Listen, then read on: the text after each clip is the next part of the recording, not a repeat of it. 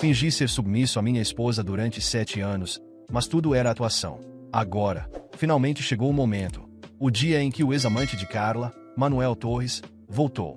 Ela organizou um show de fogos de artifício impressionante à beira do rio para recebê-lo. O clima estava perfeito e eles até se abraçaram e se beijaram na frente de todos.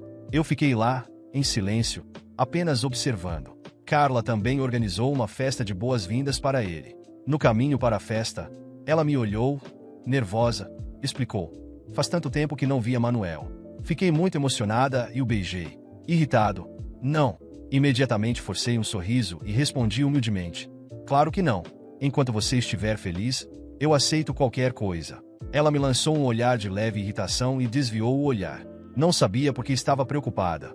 No final, eu não era mais do que um capacho sem valor, e estava claro que eu não teria coragem de me irritar. Manuel me olhou pelo retrovisor, zombando.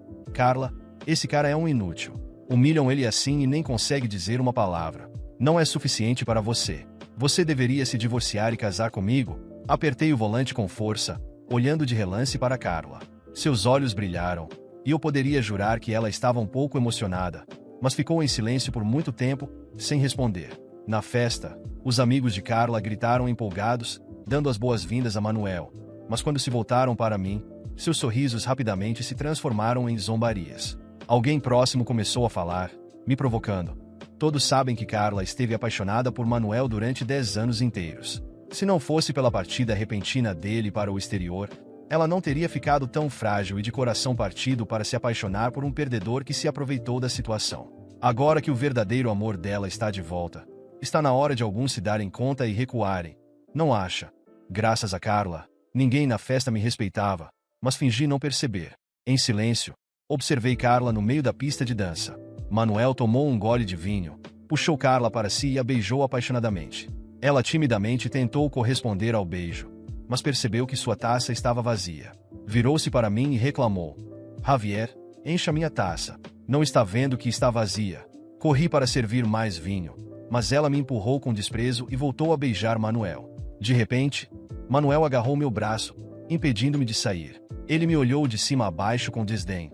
Estou muito curioso. Como você conseguiu enganar uma mulher tão nobre como Carla para se casar com você? Todos dizem que você é um perdedor sem dignidade. Mostre-me como você lambe as botas dela. Ele inclinou a taça, deixando cair algumas gotas sobre seus sapatos de couro. Então, com um chute cruel no meu joelho, me obrigou a me ajoelhar e rastejar como um cachorro. Carla simplesmente ficou parada, fria, observando.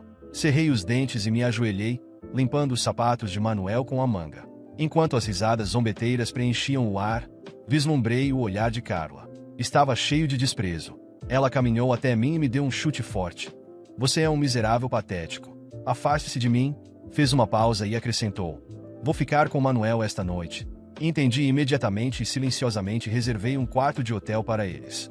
Permaneci imóvel. O vestido de Carla estava meio desvestido, e quando ela ergueu o olhar e me viu, mostrou-se visivelmente irritada. Por que ainda está aqui? Não percebe o quão repugnante você é? Permaneci em silêncio por muito tempo. Quando ela estava prestes a perder a paciência, hesitante, murmurei. Hoje eu fiz tudo certo, não foi? Posso te pedir algo?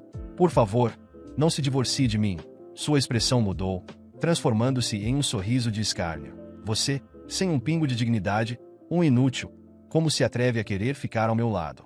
Porque eu não deveria me divorciar de você. Javier, ouça bem. Eu vou me divorciar. O corredor estava mal iluminado. Carla pôde ver as lágrimas escorrendo pelo meu rosto, mas não viu meu sorriso contido. Sem dizer uma palavra, ela pegou uma sandália do chão, sem respeito algum, a lançou no meu rosto. Então, a porta se fechou com força. Sozinho no vazio, finalmente me permiti sorrir. Livre e sem restrições, pensei.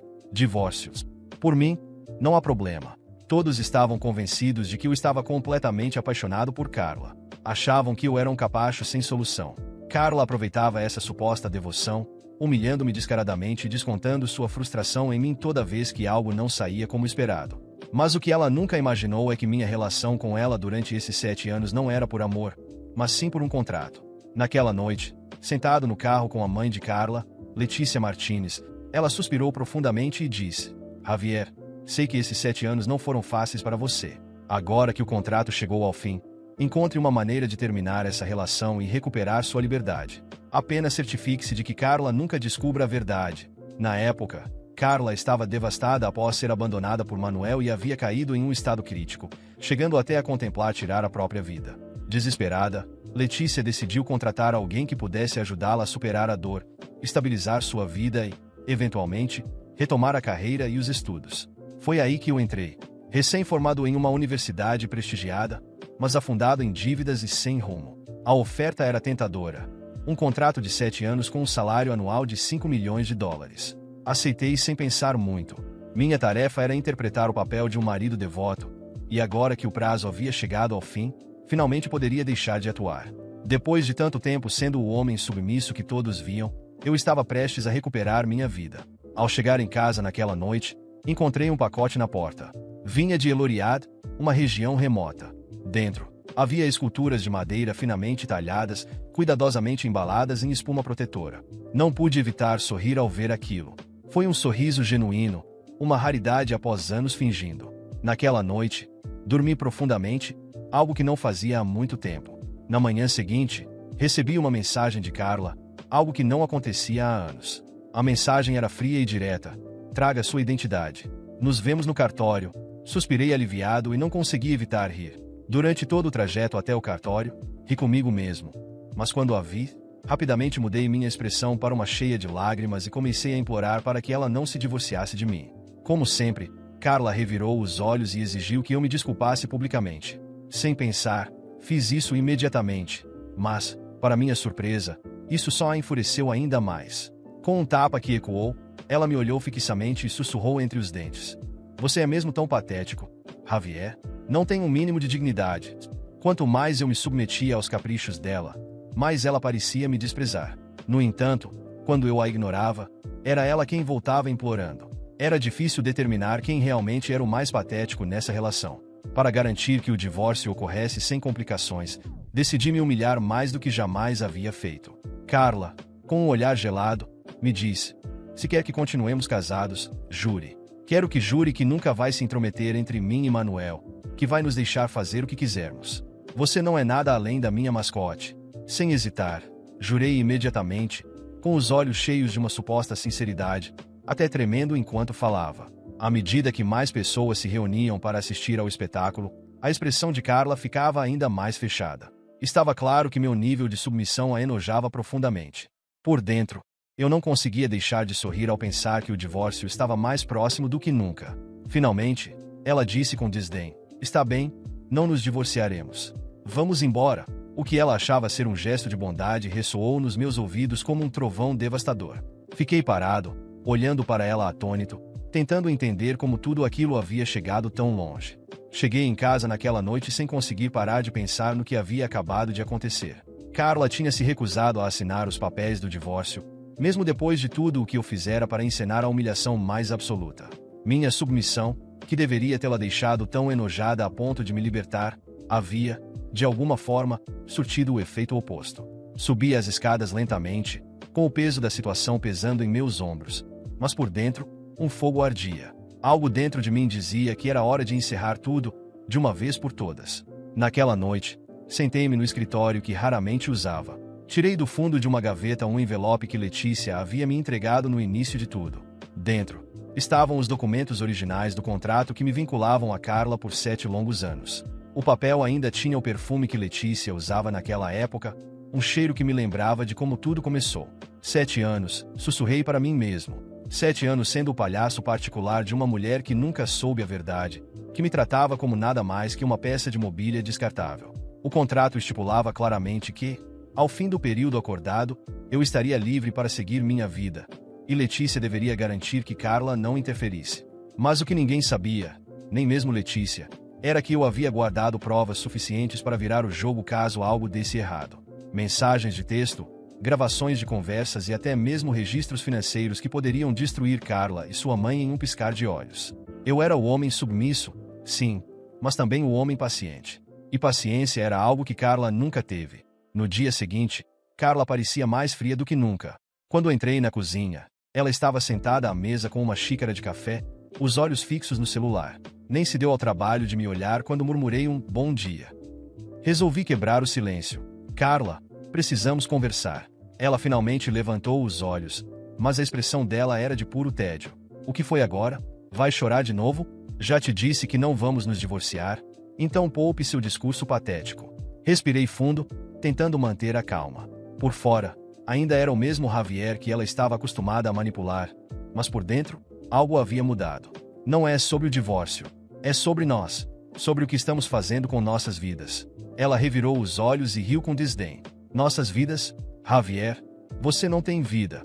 Você é um parasita, vivendo às minhas custas. O que você poderia ter a dizer sobre isso? Engoli a provocação. Era exatamente isso que ela esperava. Ao invés de responder, simplesmente dei um leve sorriso e saí de casa. Carla achava que eu estava indo trabalhar, mas a verdade é que eu tinha outros planos. Liguei para Letícia. Ela atendeu no segundo toque. Javier, o que houve? Perguntou, preocupada. O que houve? Retruquei, sarcástico. A sua filha se recusou a me dar o divórcio, Letícia. Você deveria ter garantido que isso não acontecesse. Agora, temos um problema. Houve um momento de silêncio do outro lado da linha antes que ela suspirasse. Eu vou conversar com ela. Não se preocupe. Mas eu sabia que Letícia não tinha controle sobre Carla. Nunca teve. Era exatamente por isso que ela havia me contratado. Resolvi acelerar as coisas por conta própria. Fui direto para um advogado, levando o contrato e todos os documentos comprometedores que havia acumulado. O plano era simples. Se Carla não me deixasse em paz, eu a destruiria. E não apenas ela. Letícia também pagaria o preço. Quando voltei para casa, Carla estava no sofá, bebendo vinho com Manuel. Eles riam alto, como se fossem donos do mundo. Assim que entrei, Manuel fez questão de me provocar. Olha só quem chegou. Nosso pequeno cão de guarda. Não tem vergonha de ser tão patético. Javier. Carla gargalhou e tomou um longo gole de vinho. Deixa ele, Manuel. Javier sabe o lugar dele. Ele só está aqui porque eu permito. Aquela foi a última gota. Mantive a calma, mas por dentro, sabia que aquele seria o último dia em que eu suportaria aquelas humilhações. Subi para o quarto, peguei uma mala e comecei a arrumar minhas coisas. Carla apareceu na porta alguns minutos depois, com uma expressão de curiosidade. O que você está fazendo? Perguntou, cruzando os braços. Estou indo embora, respondi calmamente. Ela riu, incrédula. Indo embora? Não seja ridículo. Você nunca teria coragem. Fechei a mala e me virei para encará-la. Pela primeira vez em 7 anos, olhei nos olhos dela sem desviar. Você está certa, Carla. Eu nunca teria coragem. Até agora. Mas saiba de uma coisa. Sua vida nunca mais será a mesma. Ela tentou dizer algo, mas antes que pudesse, simplesmente passei por ela e saí de casa. Era hora de colocar meu plano em ação. Aquele era apenas o começo.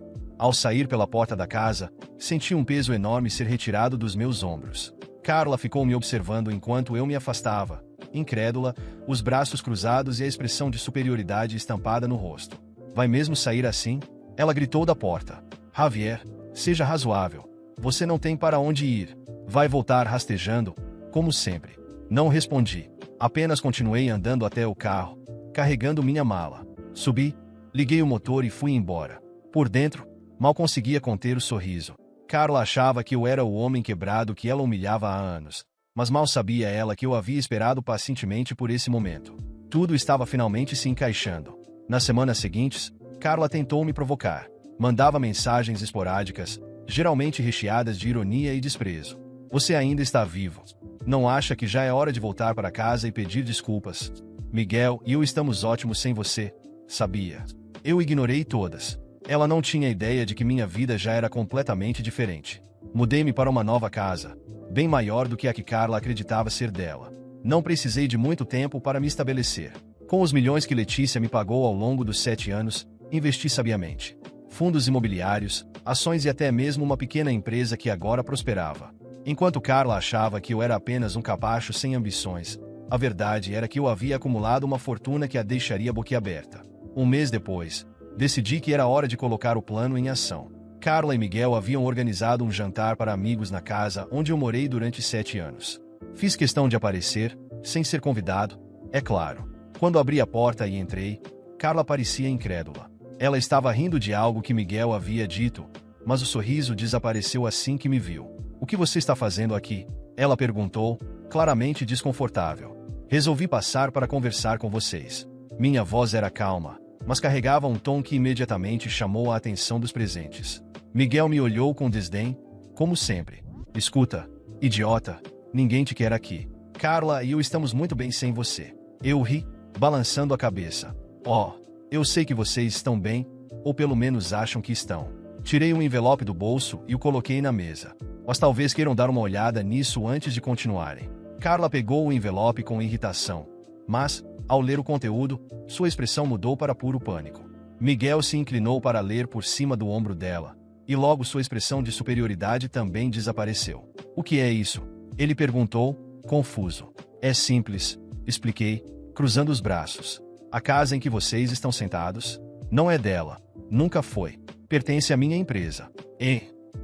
Carla, lembra dos 7 anos em que você me tratou como lixo? Bem, sua mãe foi muito generosa em me pagar milhões para cuidar de você. Investi cada centavo e, veja só, agora sou milionário. Você, por outro lado, não tem absolutamente nada. O silêncio na sala era ensurdecedor. Carla levantou-se. A expressão dela misturava raiva e incredulidade. Isso não pode ser verdade. Minha mãe nunca faria isso comigo. Gritou. Eu ri novamente. Sua mãe fez o que precisava para impedir que você destruísse sua própria vida. E agora, ela não pode fazer nada, porque se tentar, eu tenho provas o suficiente para acabar com ela e com você. Miguel se levantou, visivelmente desconfortável. Espera aí. Quer dizer que tudo isso? Ele apontou para a casa. Não é dela. Nada disso é. E eu não teria direito a nada. Carla tentou argumentar. Miguel, não seja ridículo. Isso não muda nada. Ainda temos um ao outro. Ele riu amargamente, pegando a jaqueta. Eu não quero estar com alguém que não tem absolutamente nada e ainda depende de mentiras para se manter.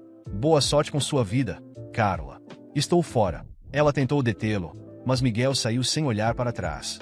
O som da porta batendo ecoou pela sala, deixando Carla em pé, sozinha e sem saber o que fazer. Você não pode fazer isso comigo, gritou para mim, mas sua voz agora parecia desesperada. Eu já fiz. Sorri. E, a propósito, estou comprando esta casa de sua mãe. Então, se quiser continuar morando aqui, terá que aceitar uma nova regra. Todas as manhãs, você vai ter que beijar os meus pés. Carla ficou pálida, incapaz de responder.